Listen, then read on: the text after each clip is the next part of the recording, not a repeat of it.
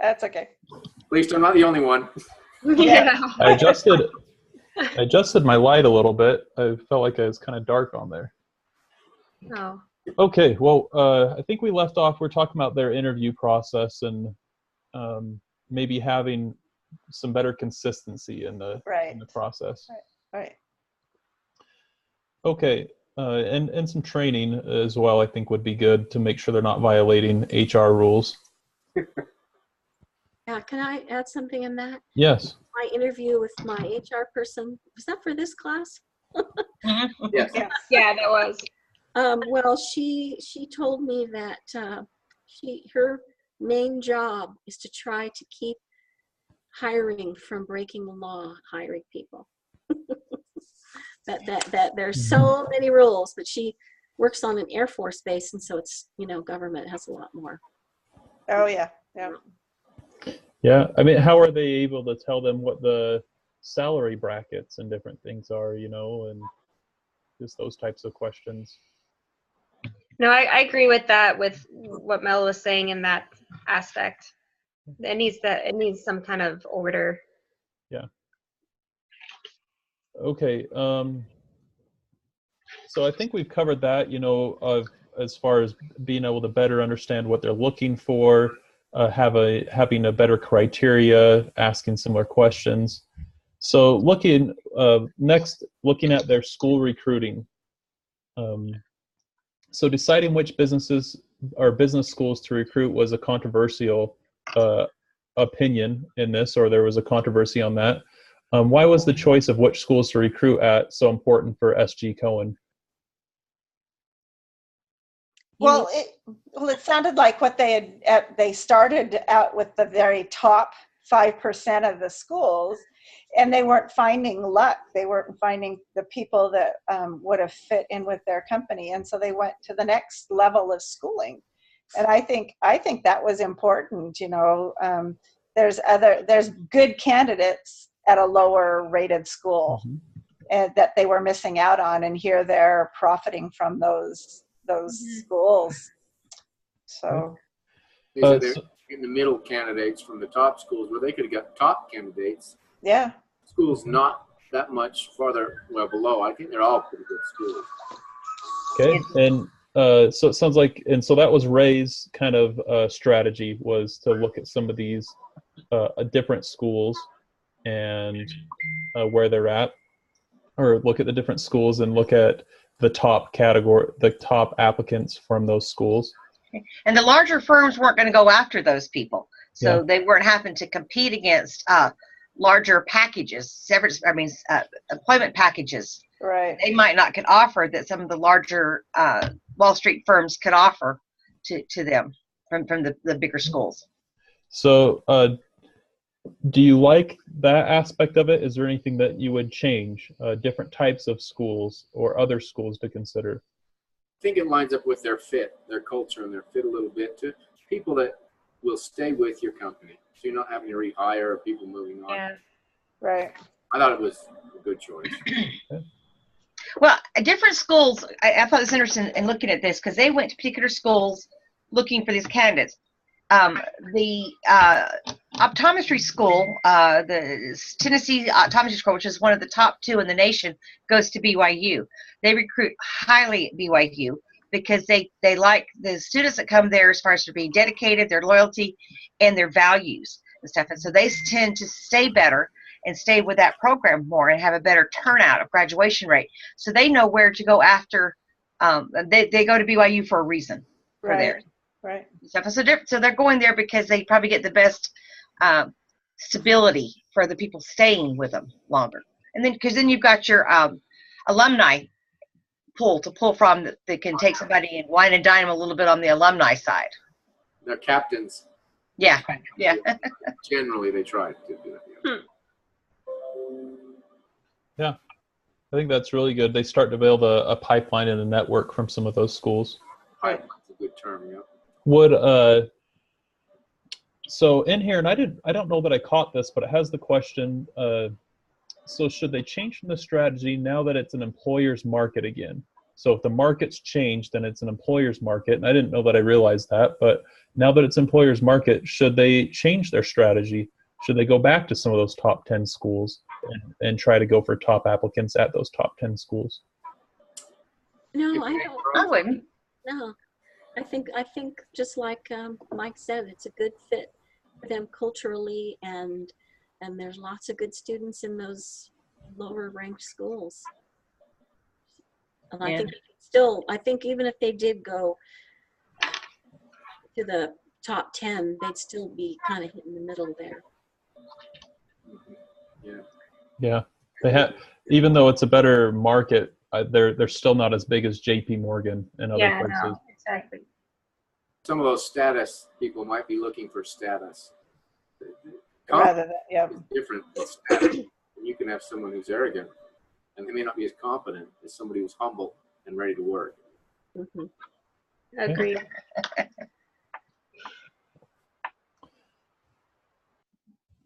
Okay. We've kind of discussed, but let's just double check. Would you still send your employers, the bankers, out to do these recruiting and going out to campuses, or is there other people that you would send to go do recruiting and interviewing? If they could make the bankers more consistent, that they need more training or something, because like some were tough on them and some weren't, and that's not a good thing for, if they're trying to find something specific or they're trying to bring in the best people. You know what I'm saying? I Yeah, think Bill's got a good point. If you're softer and then you're harder, you're going to pull soft kids from one group, hard kids from Right. for that Yeah. mental fit. I think you're right, Mel. More uniform training would probably help. Help, yeah. But if bankers are that busy, are they going to have time for training? They would have to take it. They would do it. Yeah. Your HR people are gonna have to- if it was important, so. Yeah, the company I work for, it's different than recruiting, but they started kind of a marketing team where we go out to events at Jazz games and BYU games and University of Utah games. And at first, they just kind of got whoever was excited to go. And then over time, they kind of refined it. They found the best people. They kept inviting back the best people. They provided training for the best people. And for all of us, it still wasn't our main job, but they were still able to kind of refine their pool of who's giving them the best results. And so maybe that's something that this company can do, that same type of concept. On the college campus, by the time these candidates have come to here, they already know what they want to do. It's not like they're going, tell me what you do for a living and see if I want to do that now. They've already invested their education into this. So does it need to be a banker? Would it be better served as someone in a marketing team or a HR team to explain more about the company and the company benefits or whatever and things necessary? The banker, like I said, one guy in one thing said, if someone comes and tells you, I've been dreaming about being a financial banker since I was 5 or 5th grade, then they're not being truthful to you. So, Kind of thing. So at this point, these guys know what they want. These candidates know where they want to be and things. And so I think they're interviewing you as the company more than you interviewing them to work for the company. Yeah. On the campus side. What as a student, I kind of like the idea of I would go meet with somebody that's actually doing that job, and I could understand what's their day-to-day life doing that job. They can tell me realistically how many hours they're working and how much time it's taking away from their family, and what they're doing in incentives and all of that. I like that because I feel like often a recruiter, they're going to they're going to polish it up a little bit, right? And maybe they're not going to tell you all the accurate things because they're not doing the job day to day. yep. But don't you think by that point, Clint, you have already looked into this to see this is before you get in your second year of your MBA or have your MBA, that you would have already said, okay, this is the line I'm going. Not now, what do I do once I'm finished? And more of what I'm thinking is, okay, I'm in banking. I know I want to do banking. I know I want to do finance. But man, there's JP Morgan, there's Goldman Sachs, there's this SG Cohen, there's all these different companies that I'm comparing. And so it's not as much do I want to go into that industry? Is this company the right place for me? Yeah. That's something, it's on the student level, you're interviewing them, Yeah. more or less, the company. It comes down to the little details. After you know what you want to do, you have all these options. Now you got to figure out which company is the best. Mhm. And it's back to fit. Yeah. And finding employees that work there, in a way, I kind of like that. That I can know what's my fit here, and what's the culture of these employees, because of course the HR people are going to be very polished and everything, but what's the actual culture of the employees? So I like that in a way to understand. I don't know that I want to be interviewed by those employees. Yeah.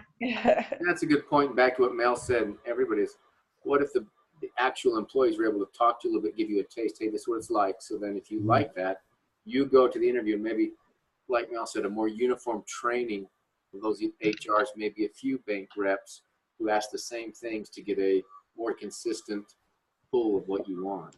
Right.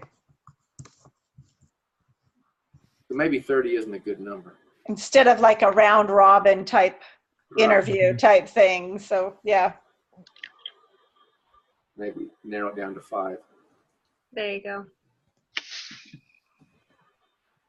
Okay, I'm just making some notes here. I was thinking about that meeting from a administrative assistant perspective. What a nightmare. You gotta rent a place, you gotta have all this room, you gotta have, that was a giant mess. Just, I And think, is that- Knocking on the doors politely and then knocking hard when they go over. Yeah. well, I think it's a good first round interview to really narrow it down. So this could be like the first, because I know that a lot of companies, these higher up companies, have 4 and 5 interviews, you know. So you can have your first round through with the bankers, and then the next round with set 3 or 4 people in the room, and then having the boss make the final decision with his personal interviews. So yeah, I think really the like that, process Lisa. the process is good. It's just a beginning step. They need to take it a little bit more. Yeah. What would you think about ideas like internships and having them do presentations or some sales calls or scenario-based, examples, right? So would there be any benefit in that? You mean the job applicants doing those things? Doing the job applicants, right? Of either bringing them on as an internship or bringing them on as a maybe having them do kind of a proof of, all right, we're going to take you out with us, and we want you to, try doing a couple pitches or try contacting a couple customers, and we want to see how this actually goes. Having them prove their skills a little bit more besides just interviews. They like it too, if there's something they really Yeah. want. A lot of schools go for internships already. Yeah. Try to get your internship done to really get a taste for it before you actually get your degree. Yeah. Change once you get your degree. Yeah, and I'm not as much throwing that out as what I would like to do, but more throwing that out of, is there other examples to have besides a standard interview format? Is there other examples to make sure that they're choosing the right candidate besides just interviews? Hire a private detective and let him check into their. I think internships often generate a lot of jobs. A lot of interns are later hired by their companies. Right, they do. Yeah. That does work. social occasions give a good example too, to see how well they are socially, because in that job you've gotta be social. They could have service opportunities, like let's all get together and feed the homeless, and see how they respond to something like that, and how they fit in personally with a particular team, or Yeah. A little hands-on. I agree. I can think of a few examples where I've interviewed, and I had to do actually put together a presentation and come back and give a presentation to a team of people. Another, I had to write up a paper and of kind of my plan if I was to get that job, or so there's different things where I've had to show my skills a little bit more instead of just talk about them. My dad, his second career in life was as an investment banker. And when he he had already retired from the military and was looking for another job. And the only criteria they wanted was a college degree, and they had to give him a psychological profile, and to determine if he was the kind of guy who would be able to do that job. And I thought that was interesting. Do other companies give psychological profiles? Mhm. Oh, yeah. That kind of thing? So that could be good too. Well, some of these were already coming, so they do this associate program. I was just reading that, whether it was an intern or associate. But so they have put people into the type of summer program before. That's Right. true. And they hire from that. They hire from, these are just to fill the rest of the vacant. That, So that's they a good brought point. people into that type of thing. Then you have to look at, you got a starving student who can't afford to, they'd have to go up and do a second interview or presentation at their place. Now, if the business offered to pay for it and things, but that would be a stress on some students, how far away they have to go, Mhm. or what expenses they would have to incur to do that. That'd be my only thing, with Yeah. that. If it's not in the same state, same city, that type of thing. Yeah, I think that's really good points, Donna. Okay, so let's dive into their Super Saturday activity. We've been kind of discussing a little bit, but getting into more detail. What would you say the objective of this Super Saturday activity really is? See a lot of people in one time in a short time period. Yeah. Cram it all in one day. They were trying to be efficient, but that's not my definition of efficiency. They have quite a few candidates because they're going to offer 20 positions. They're looking to fill 30 in the end. So I can imagine there's a huge pull, and the two main gentlemen who run it, you couldn't interview that many people in that short a time by yourself. So they're kind of pulling all the resources to get others to do their screening a little bit. Yeah. Go down to the 20, but I don't know how, again, with echoing what Mel said, they're not as consistent maybe. Mm-hmm. All the interviews, but they do have some criteria, and they'll have the same sheets. They want them all ask the similar questions. They all want them, but you have different perspectives and different points of view of everybody. Okay. So Do any of the objectives conflict with another?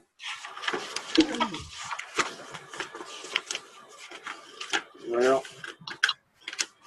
just double check.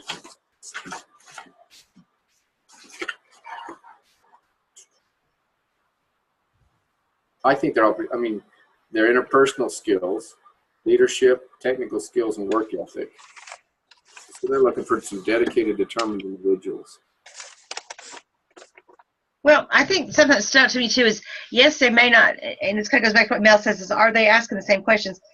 He tells them, one of the things I want you to ask yourselves are, would you want this person on your team, or do you like him but you don't want him on your team and you're willing to let him work on someone else's team? So they were kind of looking, going, is this somebody I would put on my team if I had the opportunity? I mean, that was one of the things they were looking for. Question. Yeah, but still, that's such a non-specific thing, because they all would need somebody different for their various teams. Mm-hmm. That'd be tough. I think the reason they ask it is mainly to see if people aren't just saying, okay, well, it's good enough for the company, although it's not good enough for me. And they want everybody to look, we're going to put them on your team. Mm-hmm. We can spot they're going to your team, so do you still want them? It's kind of asking them honestly, do you think they're as good as you're recommending? Yep. So let me ask you this as a follow-up question: is looking at their ways they've been hiring and recruiting employees, you have them promoting people from within to new positions, you have them bringing people from this associate program for positions, and then they have the Super Saturday to fill in the last remaining positions. Do you feel like the employees that are interviewing and being recruited as part of this Super Saturday program are going to have the same opportunities to succeed as the employees hired through the other avenues? They won't have the relationships. Like an intern has already made relationships within the company and is integrated in the company, and these new guys have nothing. I mean, in that regard. I think you have a better fit with those relationships. Everybody has the same opportunity, but you can have more success with your interns and those in your program because they already kind Already could. of. And that's a better way to put it. I said opportunities, but are they going to be as, or do you think they will be as successful? Some may be, some may not. Yeah. They can. I mean, they have the opportunity to be successful. It might be a little bit harder to do that Mhm. just because they have to play catch up, but they still have an opportunity to be able to be successful. They've got to prove themselves to their peers at this point too. The other ones have already come in and fit, and you know who you can go to lunch with and who you can't, and things. So they've got to come in and not only do a good job, but not look like they're trying to snowshoe their way in, and build a friendship rapport, because they're going to rely on each other. So they are coming in with a little bit of a Disadvantage. disadvantage. That's what I was looking for, compared to the ones that have already been there for a year, or or in another program associated with them. Just you got it's just as hard to prove yourself to the people you work in the office with as it is that's harder than proving to your boss. They already know what you can do. These other people have not seen your resume. They don't know what to expect of you. They don't know what you're making to know if if you're meeting up to your par for them. Yeah. One of the things I was worried about a little bit with this is retention, of turnover. these employees, right? The other employees that were hired, they were either hired from within or they've been with the company for a while and they really know what they're getting into.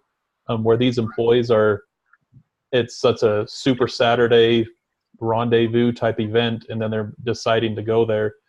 Are they going to retain their employment like the other employees? I don't think so. I think their turnover is going to be a little higher in the Super Saturday, but you might get lucky and get somebody really awesome. Yeah. Yeah, Well, I and think honestly, their Andy- candidates look strong. Yes, they do. Yeah. Look at what a hard time Natalia would have integrating compared to Andy. He'd already started making all the phone calls and all that kind of stuff. Oh, Right. Yeah. That's a good point. Just making some notes here.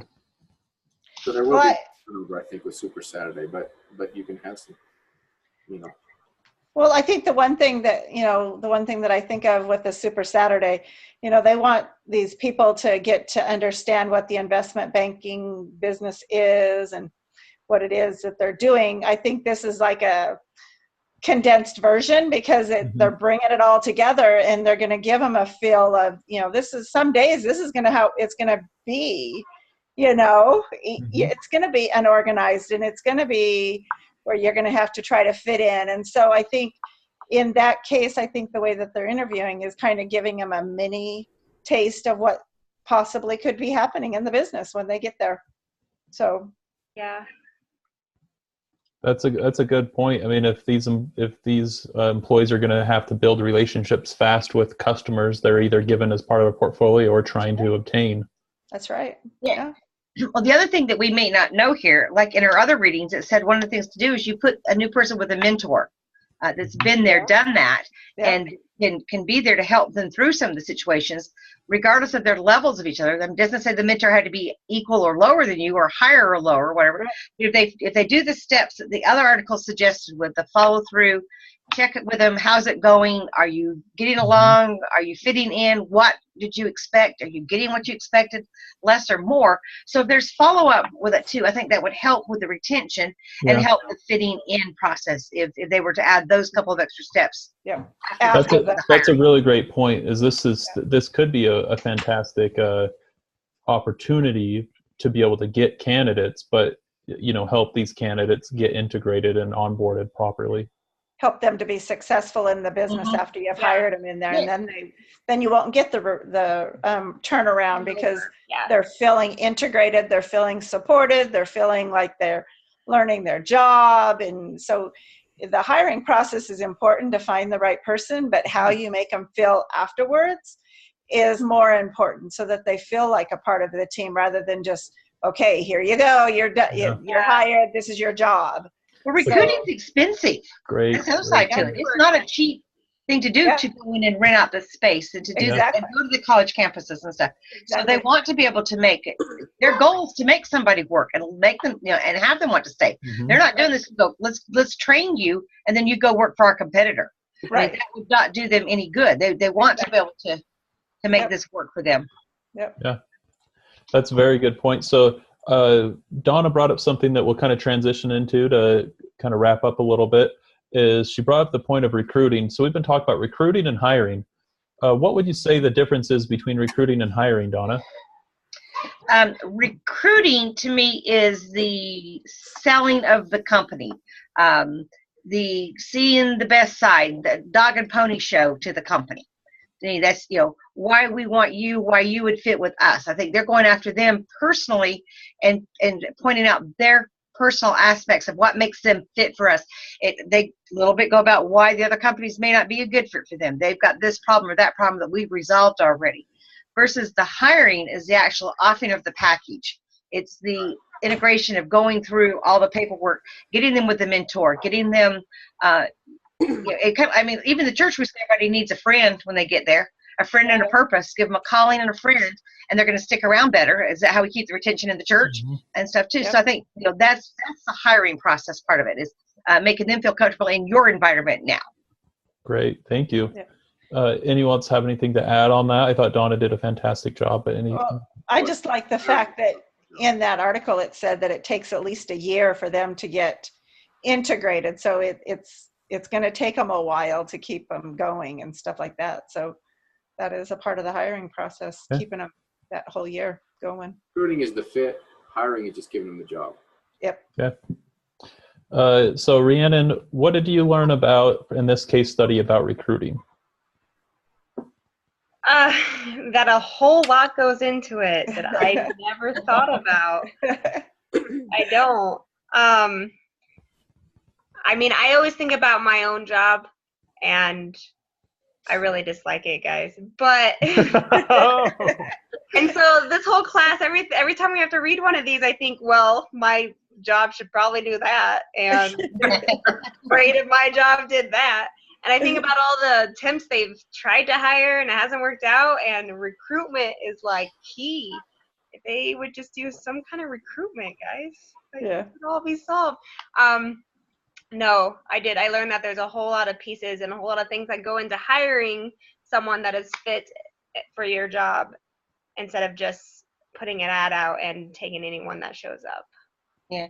Well, do you guys, any of you get the on the Facebook thing for BYU for the business side that says and then those sort of things saying so and so company is going to have representatives here on this day if you'd like to come talk to them. So coming into the campuses, they do it at BYU at all the campuses. They come and say, come in and talk to them. If you're in this field, they're going to be here, and then they're looking for interns here. So it is a process that is a good way to get people to see and things, and for you to see this is what you want. But that gives you opportunities. I get those notes all the time, or a good bit about who's going to be on campus and things.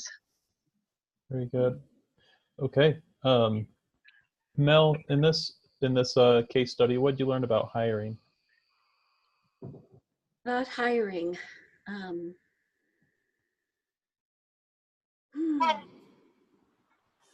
Just a sec. Okay.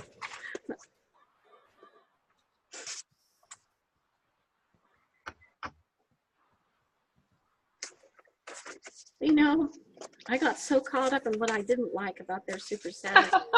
Well, that's hiring. Tell us about what you learned about what you didn't like. That's super funny. One of the questions we had on our things for us to think about, was what's the perfect investment banker candidate, and I went back to that quote that they had from Ray that said, loves the work, loves to teach and sell, excitement of serving, excitement at competing at the highest level, and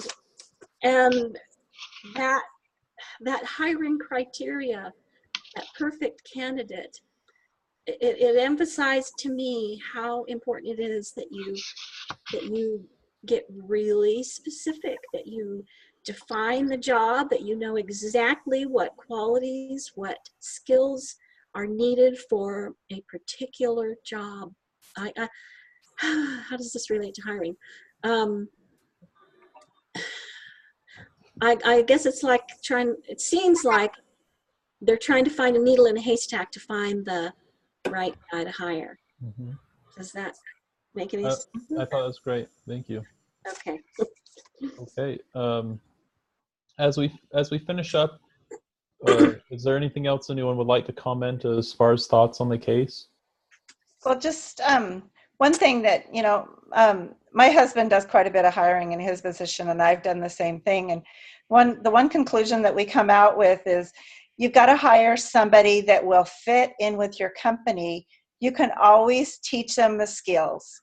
Those are learnable, but you have to find somebody that their personality, the way that they work, you can't teach them how to be a nice person. You can't teach them those type of characteristics, but you can teach them the skills. And so when you're in the hiring process, and I think that's what this company was trying to do, is trying to find somebody that could fit in, and then they could teach them the skills that they really wanted. Mm-hmm. So that's kind of the way that, I looked at it. So. Yeah, we just had our quarterly meeting, our quarterly business review meeting, and we're talking about we're acquiring another company, and we're talking about how we're going to put people onto our main teams and our things. And our CEO said he doesn't necessarily want to, because he said we've got a good crew. Kind of going back to, he goes back to this book all the time, Good to Great.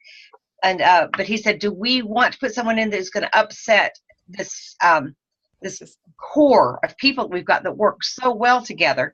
And you get somebody in there that's going to fester it and things. So we got to learn to work smarter sometimes and look at who we're bringing in that will already kind of mesh with who we are and what we're doing, so that it doesn't have a totally different outlook on what we're looking at and stuff. So he did bring that up in our meeting this time about looking at the right fit, as he put it, the right person on the bus and the right seat, and then our right person on the bus, and then we'll figure out what seat. Yeah, exactly. Very good. I appreciate that, and I've seen that in my team as well. The individuals I work with, some of them I've worked with in multiple. My manager, he's been my manager twice, and we were doing something completely different the first time around, but we work well together, and we wanted to stick together, right? And so we both moved into a different team and learned completely new skills in that team. But we had a good fit, and another person we hired for our team, she was a great fit. She had the capacity for the skills and had some experience in skills, but she didn't have all the skills, and she's learned a lot from there. But we function well as a team, and there's a lot to be said for that. Mm-hmm. Got a countdown again. Okay. Yep. So we'll have to have another meeting. That's just fine. So to finish up, let's talk about our quality of our discussion. How would you rate the quality of our discussion between 0 to 10 today? 10. Yeah. 10. Yeah. Okay. Anyone else have anything different and any thoughts on ways to improve? And that's just fine. It was stressful being the devil's advocate. You're so sweet, Mel. No, I appreciated it. I really appreciate it. And I probably even talked too much as the facilitator because, but I shared a lot of your same thoughts as well. I appreciated the devil's advocate. I'm sorry. I thought I did in cases. Threw you under the bus. There you go. I thought I did in cases. I apologize. So that leads into the next question. How did I do as a discussion leader? What are things you like or could have done better? I think you're Keep great. us on track. Okay. Yeah. Yep. Spread it around. Everybody got to talk. Thank you very much. And next is there anything that as a team we could do better next time? It's a tough topic for me next week. I've printed off and read it. There's a lot to be covered next week. You'll get us through it. We need to figure out the Zoom thing. Yes, I think that's something we need to do is figure out that. If you can. I'll check on that this week. Yeah. And then tell the rest of the group how to do it. My grandson will be here this week. He'll get it. I might geek it. If nothing else, maybe we can have someone that already has it be the person to Record. Start the meeting. start the meeting. Yeah. Okay. Idea.